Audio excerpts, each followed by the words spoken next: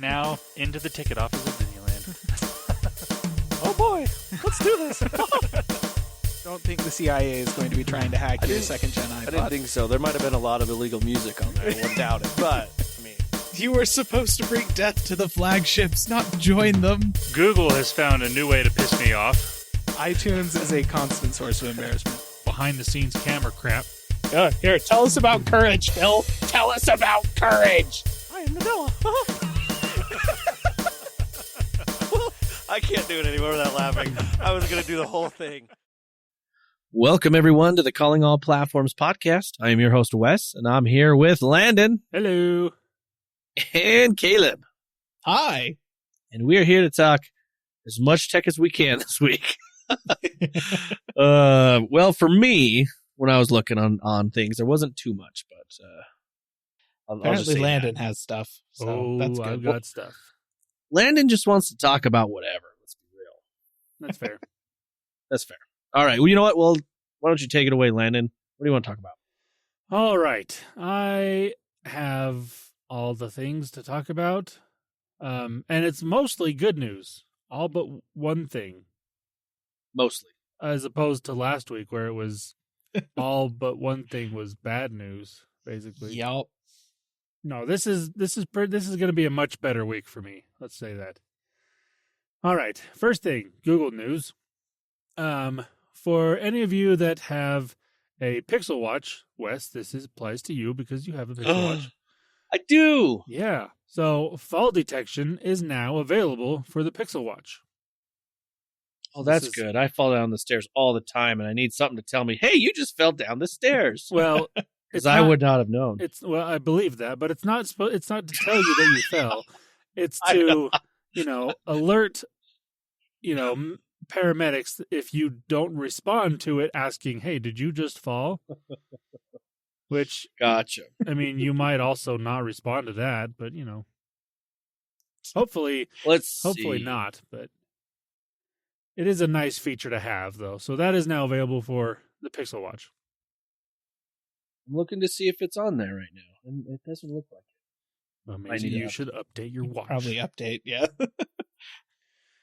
Anyways, and I think this just barely started rolling out this past week, so it may not be there yet, because they usually kind of roll these out over a week or two to everyone, so. All right. The next thing, we're going to skip over some Android 14, we're on Android 13. We're going to skip Android 14, and we're going to talk about Android 15. So, listener, okay. You probably know, we mention this every year, but back in the day, Google used to be fun and give their Android versions different names that were always neat, like Ice Cream Sandwich was one, Kit Kat was one of them. There's different sweet treats, as they called them back in the day. And ever since they've stopped doing that publicly, they still have internal code names for all of these Android versions. Android 13 is Tiramisu. Android 14, which is coming out later this year, is Upside Down Cake. And we just learned that Android 15, which will come out next year, is the code name for that one is Vanilla Ice Cream. That's pretty vanilla. Yeah, but it makes sense. It's Android, it's Google, it's Vanilla Android. That's it's been the thing forever. Hey. So, but there you go. That is the next iteration of Android, code name Vanilla Ice Cream. So that's some good news. All right. I make fun, but I don't have a better dessert that starts with a V, so yeah. I actually haven't. I usually will sometimes look up different dessert names with that letter, but I haven't done that with V yet. So I'm sure there are other options, but vanilla ice cream works. So, and they couldn't do vanilla frozen yogurt because Froyo was that was the F name. So they couldn't do that. That would be backtracking a little bit. So they had to use ice cream. Although they did use ice cream sandwich for I don't know. Ooh, it doesn't matter. It's not a public thing anymore. It's just internal that gets out into the public. as we're talking about it. All right. Another fun thing that Google does still do on a fairly regular basis is they have lots of different Easter eggs inside of Google search. And the latest one that I've come across is it's going along with the new season of Mandalorian that is now available on Disney Plus. So if you were to type The Mandalorian or Grogu into your Google search bar, a little Baby Yoda / Grogu pops up in the bottom corner of your device, and you tap on him, and he starts using the Force, and he pulls the top search section, the top little thing that pops up, shrinks it, and pulls it down. And then you tap on him again, he does the next section, does the same thing, and it just keeps going and going until you want to stop. It's kind of fun. Nothing crazy, but I like it. That's all of my Google news for this week. That's actually pretty cute. Yeah, right? It's pretty fun. Sorry, I'm checking the Grogu thing right now. That's nice. Yeah, I like it. All right, so that's all the Google news for this week. Now on to some general tech news, and we're going to start with the not as good news. This is more of a really kind of news. So we've talked repeatedly about the LastPass security breach that happened last year. Around August timeframe is when it actually happened. They didn't tell anybody till about December, and we've just been finding out more and more things about this that just makes it even worse every single time something comes out. You're like, oh good, what now? But this one kind of it shows basically what happened. So it's just sad. This is just a reminder, listener, that you should update things when people tell you to update things. Because what ended up happening is there was one of the senior developers at LastPass this was a mistake. First off, he had at-home access to different parts of LastPass Vault, which shouldn't have happened in the first place. You should not have access to that stuff on your home computer, which he did. So, strike one for LastPass. Strike two is this guy on that same device had a Plex server set up. And this is actually how the hackers got into this guy's his hardware. Was this guy had not updated his Plex server, and there was an exploit there that people could get into and then access all your stuff. And then they were like, "Oh, this is fun," and got way more than they probably thought they were going to from this. But the biggest problem with this is this exploit from Plex was patched 3 years ago. Woof. Yeah. Ooh. And whoever it is, this senior developer at LastPass hadn't updated the Plex stuff for that. You would think someone that works for LastPass would know better. Yeah. But yeah. I mean, now that you say it, though, I'm sitting here like, when was the last time I updated my Plex server? So I'm gonna do that right now. Yeah. I don't Probably have a good Plex, idea. so I'm good. I mean, I use Plex on my devices to access different things, but I don't have. Well, I've got a few things that are mine on there, but I have access to other people's servers. Yeah. And so, like, I don't have Plex on my computer. It's on my phone and on my TV. So, and those get updated on the regular pretty often. You know, whenever there's an update, update, ready to go. And on my TV, it just automatically does it. I don't even have to worry about that. So, yeah. But this guy, a patch that was there 3 years ago. And that's how these hackers were able to exploit this person's hardware and get everything from LastPass. Yikes. Which, I mean, I did look into this. I mean, I've already switched over I'm using Bitwarden now, and I did find out that my LastPass subscription happens to be in the middle of March, so I am canceling that so it doesn't renew. And so after that happens, I will just be gone from LastPass. Yep. Don't let the door hit you on the butt on the way out. Or actually, let it do that. All right. Now on to some more fun news. So, listener, this past week was MWC, also known as Mobile World Congress, in Barcelona, Spain. Happens every year. There's this one. It's kind of like CES, but basically just for phones and mobile technology. That's why it's called Mobile World Congress. And there's always interesting things to come out of this. And that's what I want to talk about, is a couple concept devices that came out of this conference that was happening over there. The first one is from Motorola. And again, this is just a concept phone. This isn't something that they're planning on releasing, at least not anytime soon. But it's called the Riser. Kind of like how the Razor is spelled R-A-Z-R. This is R-I-Z-R. And fair enough. And it actually does what its name says, where if you push the power button, the phone unrolls and goes up. So when it's closed or not closed, when it's compact, in its compact form, it's got a 5-inch display, and it looks very square-ish. It's interesting. Yeah. But then you double tap on the power button, and it rises up, and it goes to a 6.5-inch display, which is, comparable to everything else out there right now. And it's the same aspect ratio as what you would be used to on a modern smartphone. And it's pretty cool.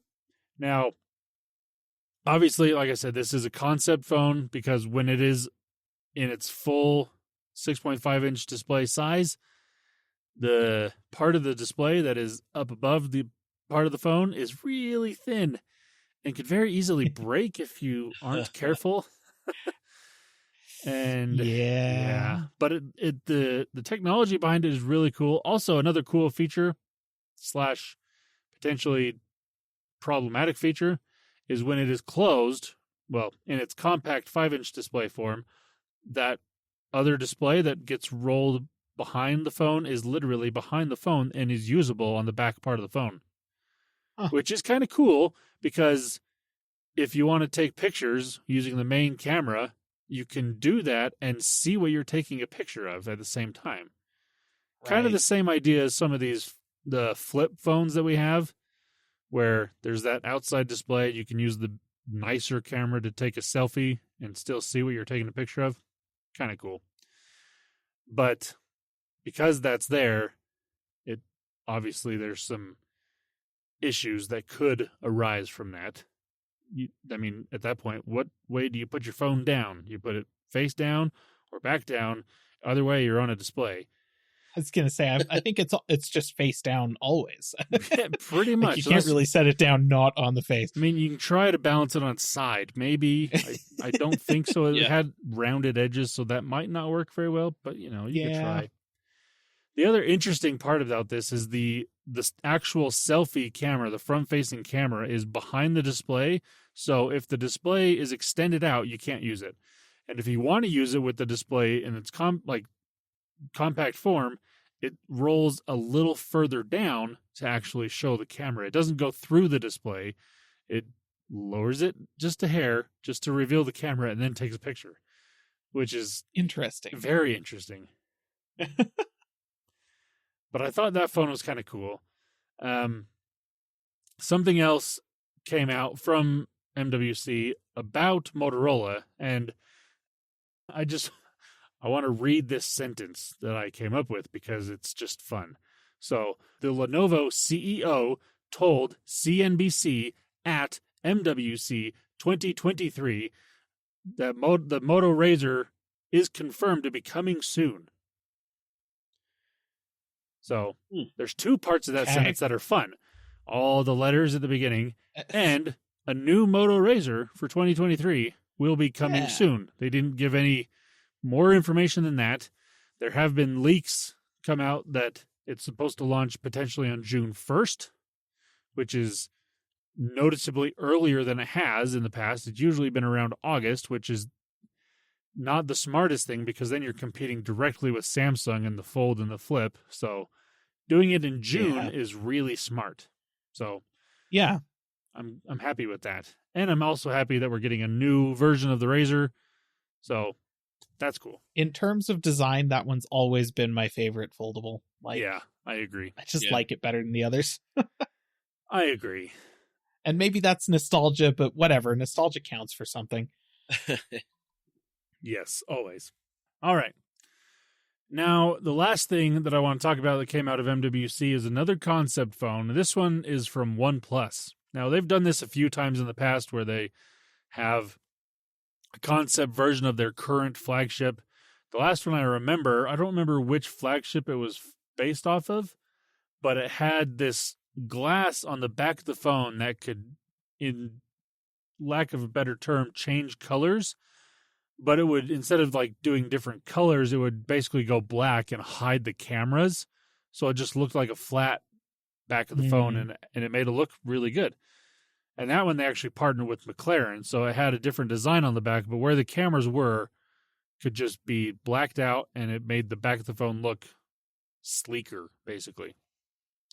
Now, this one is based on the OnePlus 11, because that's the current OnePlus flagship, is a liquid-cooled phone using what they're calling active cryoflux mobile cooling technology. All the words. Wow. Cryoflux is such just baloney, like as a name. Come on. Yeah, it's fun. Now, the phone itself does look pretty cool. It's got some, like, you can see the liquid in the phone, like the way they've got it designed. There's like this little light feature on the back that basically shows the liquid flowing, which also is not a really good sign, because if you can see bubbles flowing, that means it's not really doing a great job. Yeah, generally, if you have loop bubbles, was not drained very well. Yeah, generally, if you have bubbles in your liquid cooling things, it's inefficient. It's not gonna be very good. Air, as it happens, is actually a great insulator. So yeah. Now, don't want air in your water cooling. Yeah. Now, obviously, they did that so you could see it, because again, this is a concept phone. There's probably 10 of them, maybe at most, that they have made. Now, the best part of this is the features that are added to the phone that this will benefit from, basically.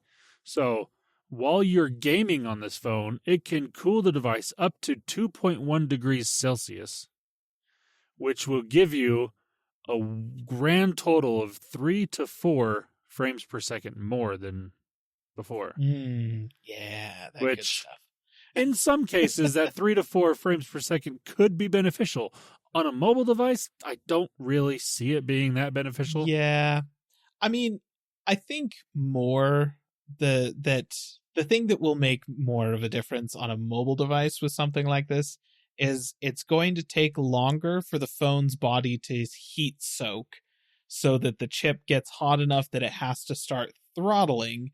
And when the chip throttles, it's not so much that like you're losing frame rate in games as much as it is just periodically you'll have sudden spikes where your frame rate will drop to like 1 frame per second before it jumps back up to whatever it was before. And that kind of laggy feeling and stuff like that happens a lot when your phone's processor is throttling. So this just makes it so that doesn't happen as fast. Right. Which, okay, like maybe there's a tangible benefit to that. Yeah. And the other benefit that OnePlus is telling people will happen with this is while charging, it can cool it up to 1.6 degrees Celsius cooler than previously, which will allow for another whopping 30 to 45 seconds faster charging. Now, good. That's 30 to 45 seconds faster is nothing on any phone, especially on a phone that already charges from 1 to 100 in 30 minutes. Yeah. I mean, on an iPhone, 30 to 45 seconds difference in charging time means nothing because they take so long to charge anyways. On this one, you might notice, like if you were in an actual race with somebody else with the other like non-water cooled version of the phone, you'd be like, haha, yes. But that's the only situation in which it would make a difference. Yeah, pretty much. It's like, oh, my phone charged 45 seconds faster than yours. No, that's okay, whatever. Good job, OnePlus. Again, this is a concept phone. Yeah. And it's not ever going to happen in the way that OnePlus has implemented it in this way. So I will say probably the coolest thing, because I did see some stuff about this phone, and I think the coolest part of it is actually nothing to do with the water cooling and stuff like that. It's the pumps. They managed to put actual little pumps into the phone to move the fluid around.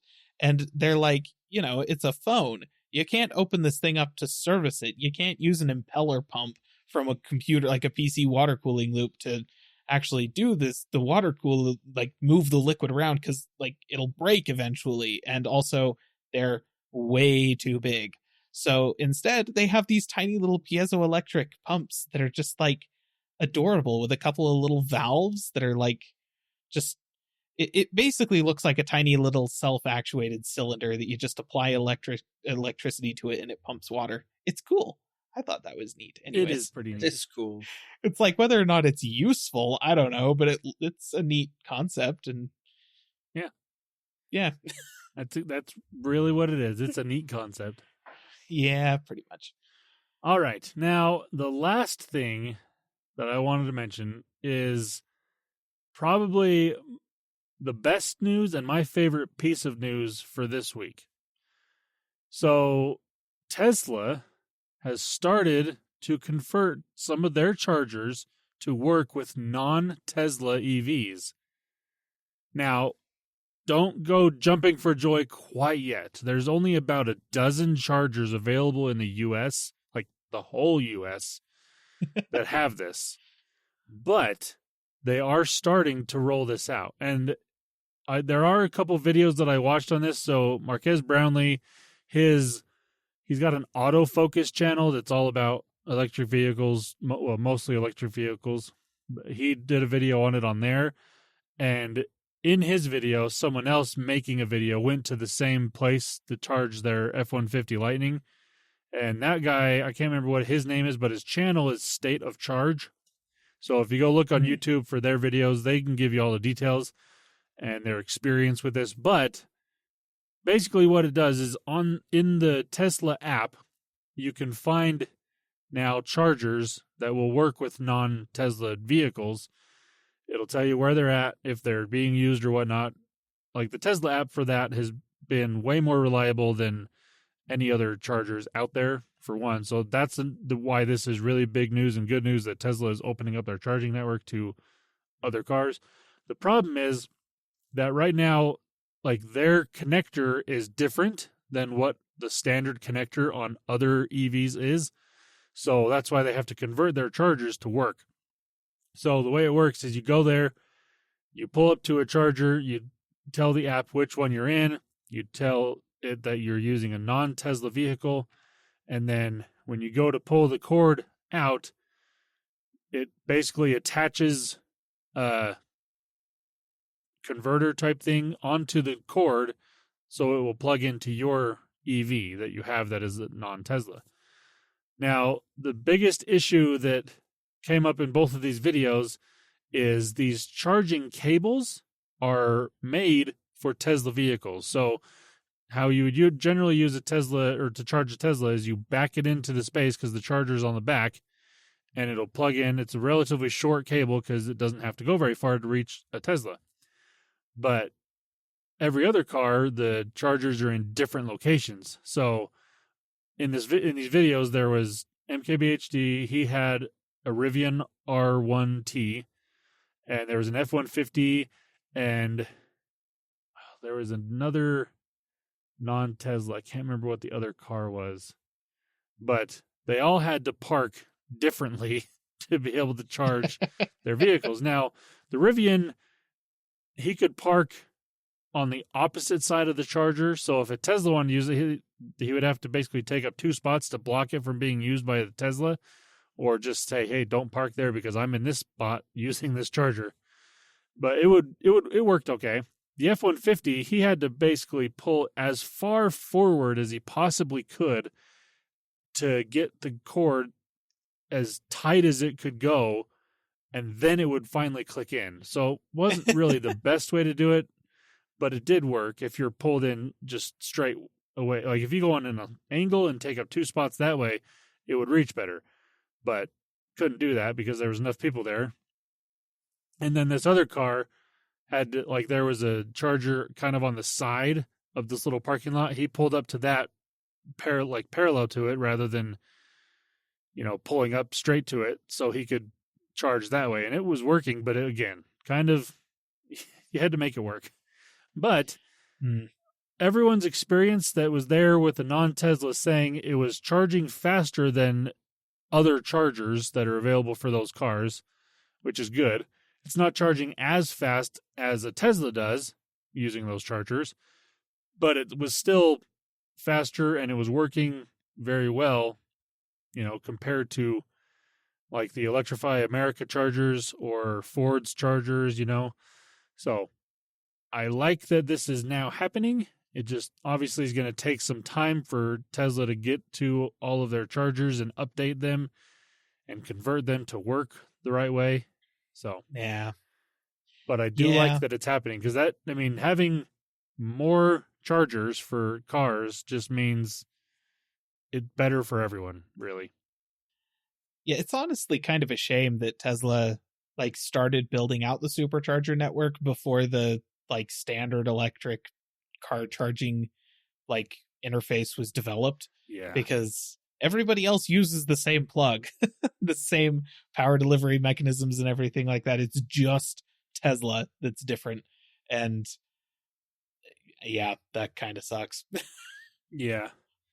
But I'm hoping for 2 things to happen with this. One, obviously, more chargers because Tesla will eventually adapt all their superchargers to work. But 2, that the other people that make chargers for electric vehicles will see that people are starting to use Tesla's chargers. They're going to lose out on some revenue that they were making, people using their chargers, and think, oh, maybe we should actually, update our chargers for one, and 2, make sure they're all working, because that was always the biggest complaint that I saw is you'd go on an app, oh, there's a bunch of chargers here. You'd get there, maybe 2 of 10 are actually working. Yeah. If there's not already the reliability cars there. of it was just kind of sucky. Yeah. That's been the biggest thing with between Tesla chargers and non-Tesla chargers is the Tesla chargers are usually all functioning the way they're supposed to. Whereas the Electrify America ones, I single them out specifically because I know the name of those chargers. I know Ford has some that are their own, but all the other ones, it was hit or miss whether that charger was actually going to be working, let alone have somebody there using it. So I'm hoping that because this is now happening, these other companies will be like, oh crap, we need to fix our chargers so people will use them, But again, this is going to take time because Tesla has to put on these adapters on all of their chargers for people to use them. It's going to be a while. But I like that it's actually happening. So, yeah, gives me hope for the future for electric vehicles. Yeah. All right, that is all of my news for this week. Awesome. Good. Well, I have some news that's not as exciting. Oh, man. In the slightest. But we're going to talk about it because this is one of those things that Microsoft is going to auto-install for you, customer. Is it a new U2 album? No. Oh. That was pretty good. That was a pretty good throwback there. Man, Apple's never going to live that down. No, nor should they. So, Microsoft, they have the Microsoft Defender. They are coming out with a newer version of the Microsoft Defender. They've been actually developing it and putting it out this last month, February, or they started setting it out February 2022, and then now 2023 is here. They are going to automatically auto-install Defender if you are a Microsoft 365 subscriber, both family and standard, so personal or family subscriber. So, and this also goes for both Windows 10 and 11. So if you are a subscriber, this will auto-install for you. So if you start seeing this, this is what this is. Question. Is this not already pre-installed on Windows machines? I thought it was. So yes, but this is the new Defender app. So instead of just being integrated into settings, it's like there's a new app for it. Yep. And so you'll be seeing this, and so just to make sure that everyone kind of knows, I like to at least mention stuff like this in case like someone's like, wait, what is this? Don't I already have it? Like Landon's question, don't I have this? But this is you're going to see this. And so now, is this something that you can download even if you're not a 365 subscriber? As of right now, it just says they're bundling it in with all the rest of their apps in the 365 subscriber is what they're doing. And so this app also will be used for other platforms too. So if, from what I'm gathering on here, it'll be like you have 365 on your PC and devices for all the family members. So if you got a tablet, you got a phone, things like that, it'll be an app that you can install Defender. It will auto install it for you when you install everything else. So gotcha. Now, listener, yes, go ahead. Listener, I would recommend if you are using a Windows device, just use Windows Defender anyways, because it actually works well. It does. Because really you need antivirus software. You do. And this one's free and better than all of the other ones because more than anything else, it doesn't install a whole bunch of like actual spyware onto your machine when you install it. Unlike Norton, unlike McAfee, unlike even AVG at this point, like flippin', they're all actually viruses. Yeah. Yep. Like they do more harm to your computer than the things that they're protecting you from. Like 99% of the time. Yep. So just use Windows Defender. It's good. So it'll be out. It says that it's just part of the 365. It's available on Mac OS, iOS, and Android as well. So if you want to try this out, you can. So I did want to let you know that if you see something like this, that's what this is. Because we got to love that. Okay, well, I'm going to go ahead and go into some gaming news. It's not a lot. I just kind of wanted to mention. I figured this is kind of a thing we could touch on. And we didn't really like talking about the Activision Microsoft deal unless there's some good news or something that's actually more need to talk about. Or something's actually happening. Yes, happening. And so guess what? It was leaked that the EU seems to like what Microsoft did overall for signing deals for 10 years for all their competitors, even cloud computing and everything that they had issues that they thought they had issues with. They got this done and they seemed to be okay with it. And that's the EU. So signed off on another one. I think this is one of the bigger ones that Microsoft wants to be signed off on. I think the next one's going to be the FTC, obviously, but I think after that, it might just roll out, but we'll see what happens. They also said that the EU and the FTC don't like each other, I guess in a nutshell. So who knows what this will do if they approve it, and then who knows? But I think good news so far. I mean, obviously, let's be real. This should just go through.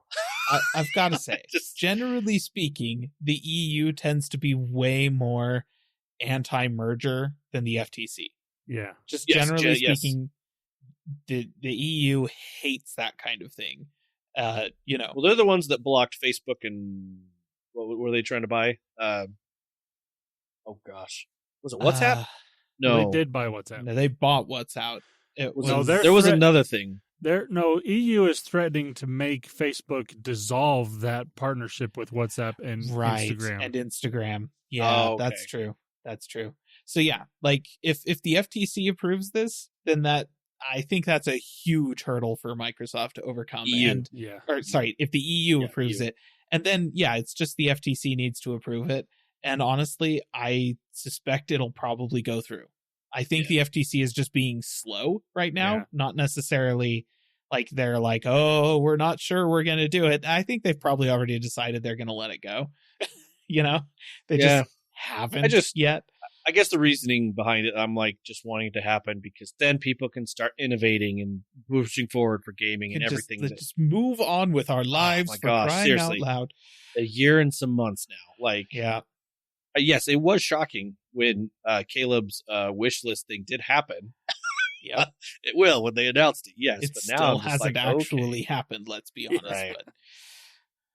But it'll be good, I think, overall, because I mean they've signed away so much stuff to help competition, and I don't know. I enjoy seeing that. I'm assuming Caleb likes to see it. Landon could care less. He just wants to play his mobile games. But no, hey now. As much as I am not a gamer, I still like seeing things like this happen. If it benefits the customer, that's what I'm here for. If we were going to get him to sit down and play some PC games, it would probably be Blizzard games. So yeah, I mean, you've played them. StarCraft. You have played. That's probably I have played StarCraft a lot. I've played the first iteration of Diablo a decent amount. And I mean, other games that are involved with this, Call of Duty being one of them. I've played a lot of that. So,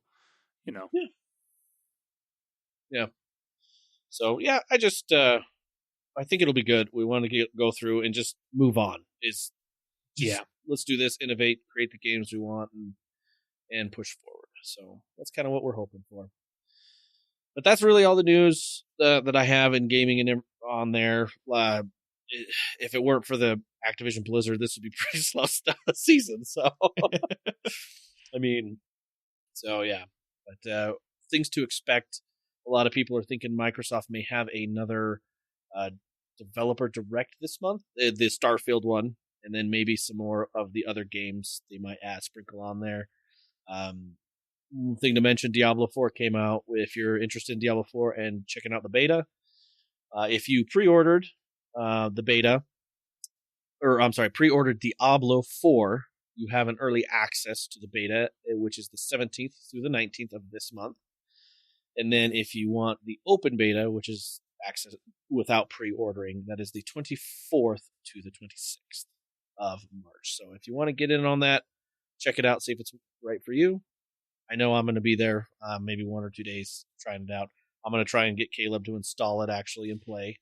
Yeah, I'll install it. Well, and then we'll just tell Landon all about it. Maybe we can get him to install it on something. I don't know. On what? Yeah. I don't know.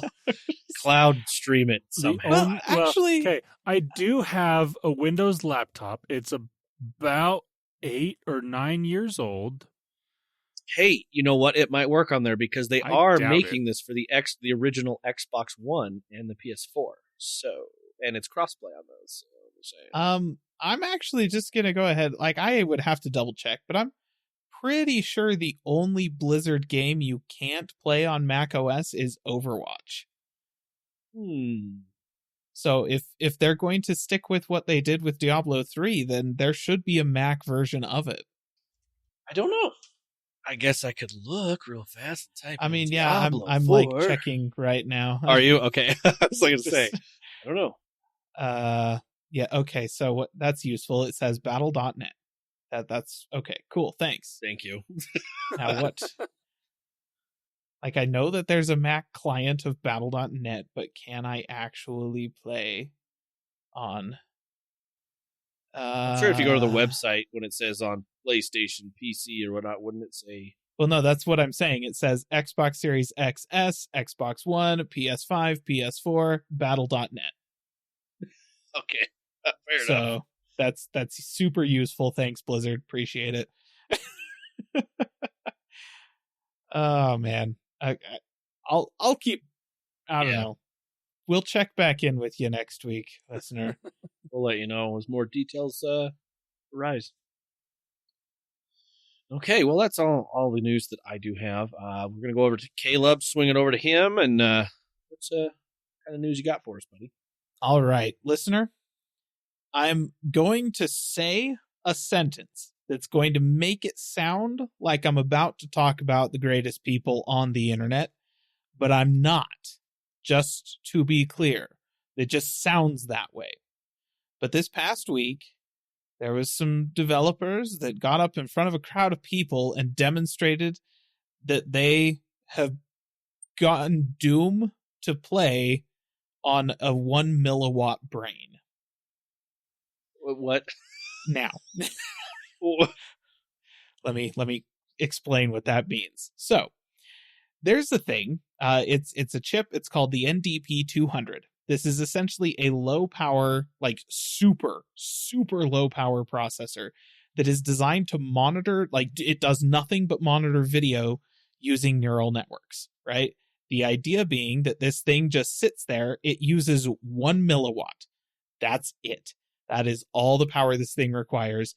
It sits there passively watching a video stream, and then when it sees something interesting on the stream through a neural net, it recognizes as like action or a person or something.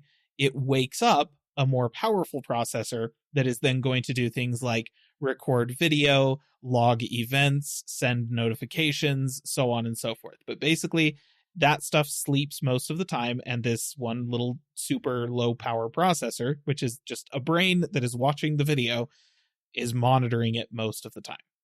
Now, this came out at the IEEE International Solid State Circuits Conference in San Diego this past week, which is apparently a thing. Did not know that. And it's from company Sentient. Yeah, they're obviously going for a play on sentient with that name, but yeah, so they make this chip that is just it's a really low powered little brain that is watching video, and using the neural nets that are designed to run on this thing, they taught this processor and its neural networks how to clear a room of endlessly spawning demons in Doom. Because using Doom as a video monitoring AI training vehicle seems like a great idea. Now, I'm not sure if you just recognized right off the bat that there were problems with this, listener, but let me articulate the main one for you. Do you want Skynet? Because this is how you get Skynet.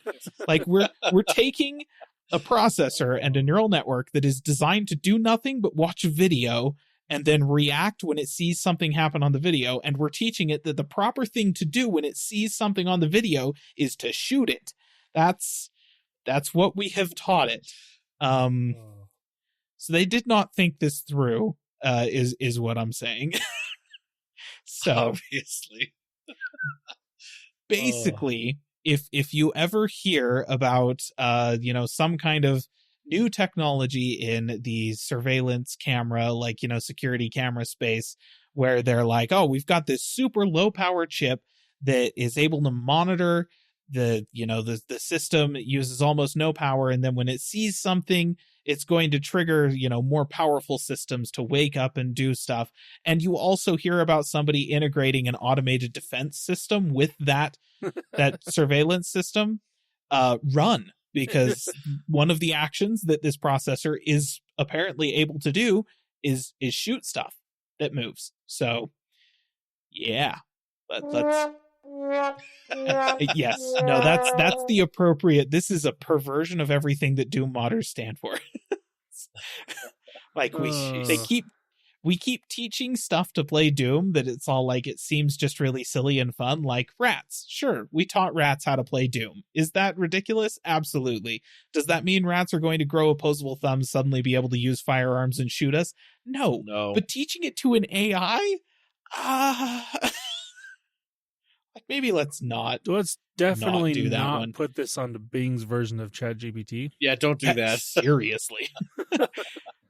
Like, and that's the thing. It's not only are they teaching it to an AI, but they're teaching it to an AI that is specifically designed to run on a low power chip that's intended to monitor surveillance feeds.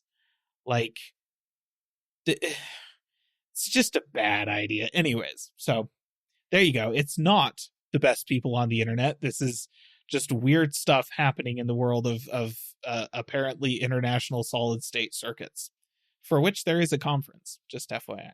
Okay. So, fun times in the world of Doom. Now, in happier news, I would like to go ahead and we're going to talk about this week's indie game of the week, to prove once again that developers that are not AAA developers waiting around for Microsoft and Sony to figure their crap out, are actually doing stuff that is fun and good and happy and everything. So let's talk about Terra Nil.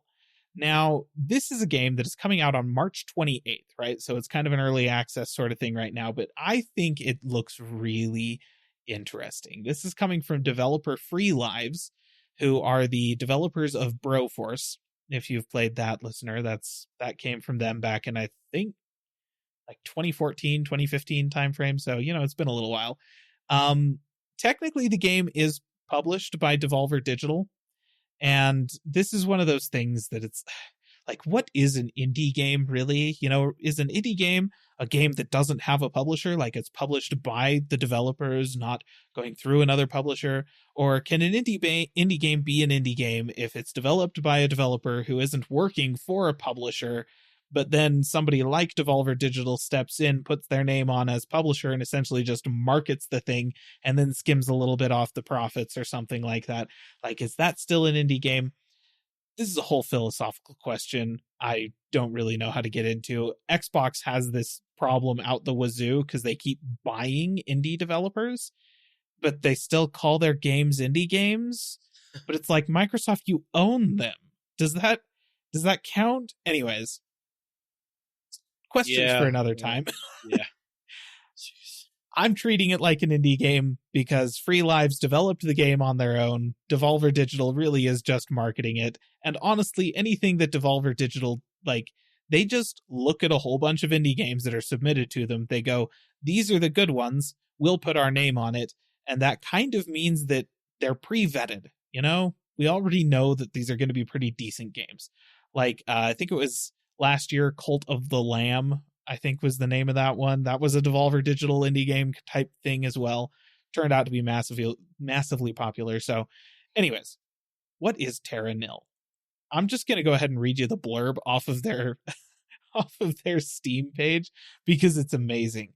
Terra Nil is a game about transforming a barren, lifeless landscape into a thriving, vibrant ecosystem. Turn dead soil into fertile grassland, clean, polluted oceans, plant sprawling forests, and create the ideal habitat for animals to call home, then recycle your buildings and leave no trace that you were there. So essentially, you are coming into like a post-apocalyptic hellscape where there was some kind of big civilization that has gone absolutely to pot. They polluted the planet, they ruined everything, and you're reversing that.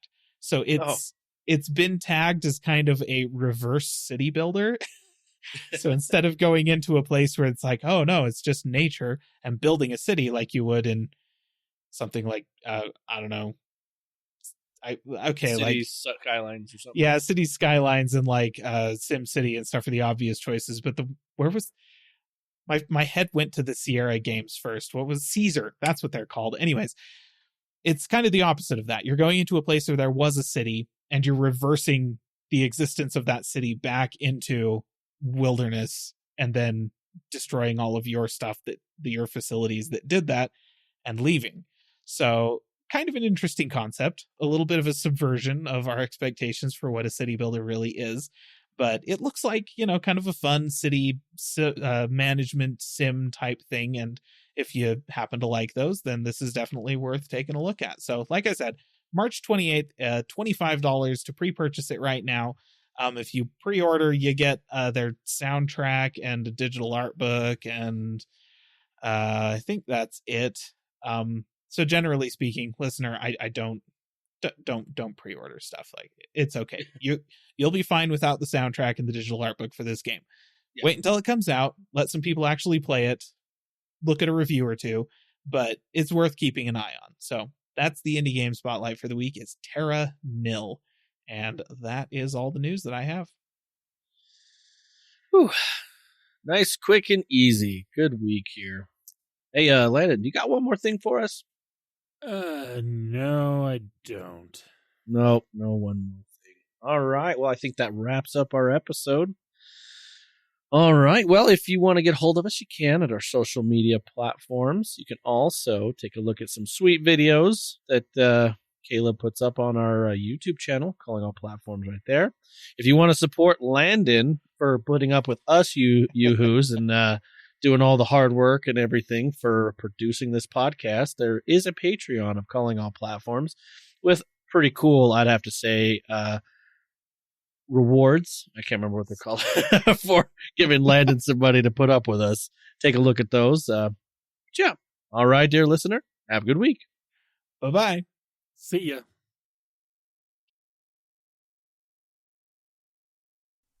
Calling All Platforms is a production of Supporter Sound Studios. To learn more about how you can support the podcast, go to www.patreon.com/callingallplatforms.